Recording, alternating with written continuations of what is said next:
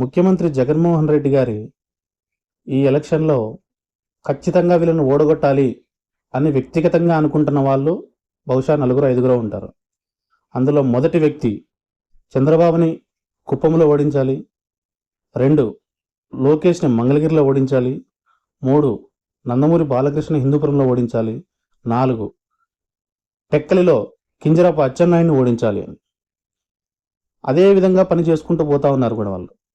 కాకపోతే ఇప్పుడు వైసీపీకి ఒక పెద్ద సంకటం వచ్చి పడింది. అదేంటంటే వైసీపీ అభ్యర్థిగా దువ్వాడ శ్రీనివాస్ని అధిష్టానం ఖరారు చేసింది. ఆవిడ భార్య ఏమో లేదు టికెట్ నాకే కావాలి అని అడుగుతా ఉంది. జనరల్గా రాజకీయాల్లో ఒక పార్టీ టికెట్ కోసమో, ఒక ఎమ్మెల్యే ఎంపీ పదవి కోసమో, లేదా గ్రామ వార్డు స్థాయిలో వార్డు మెంబర్లు గానో, ఎంపీటీసీ జెడ్పీటీసీ స్థాయిల్లోనో ఇలాంటి బంధువుల మధ్య గొడవలు చూస్తూ ఉంటాం. కానీ చాలా అరుదుగా భార్యాభర్త మధ్య గొడవలు చూస్తూ ఉన్నాం. ఎందుకంటే సమాజం భార్యని భర్తని ఒకళ్ళలాగే గుర్తిస్తుంది. భార్య పోటీ చేసినా భర్త పోటీ చేసినట్టే, భర్త పోటీ చేసినా భార్య పోటీ చేసినట్టే అని సమాజం గుర్తించడం వల్ల ఎవరు పోటీ చేసినా ఇంటిల్లిపాది వాళ్ళ కోసం తిరుగుతారు, కార్యకర్తలు వాళ్ళ కోసమే పనిచేస్తారు, ఓటర్లు కూడా అలా అనుకునే వేస్తారు. కానీ ఇప్పుడు దువ్వాడ వాణి ఆవిడేమంటుందంటే నా భర్తకు కాదు టికెట్, టెక్కలి నియోజకవర్గం టికెట్ నాకే కావాలి, నాకు ఇవ్వని పక్షంలో నేను స్వతంత్ర అభ్యర్థిగా అయినా పోటీ చేసి గెలుస్తాను, తద్వారా దువ్వాడ శ్రీనివాస్ను ఓడగొడతాను అనే విధంగా ఆవిడ చర్యలుగా ముందుకెళ్తున్నారు.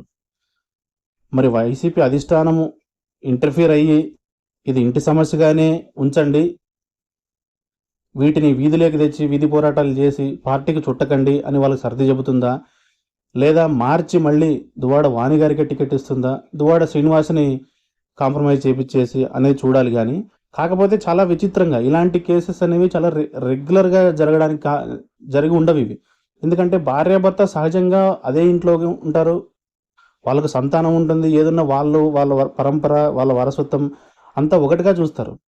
కానీ వెరీ రేర్ కేసు టెక్కల్లో, అది మన ఆంధ్రప్రదేశ్ రాష్ట్రంలో టెక్కల్ నియోజకవర్గంలో జరగడం, అది కూడా అచ్చెన్నాయుడు లాంటి ఒక పార్టీ అధ్యక్షుని ఓడగొట్టాలని జగన్ కంకణం కట్టుకున్న పరిస్థితుల్లో వీళ్ళు ఇలా ఇంటి పోరుని వీధికి ఎక్కడము, అది పార్టీకి చుట్టడము అనేది ఎంతవరకు తీసుకెళ్తుందో ఇది చూడాలి.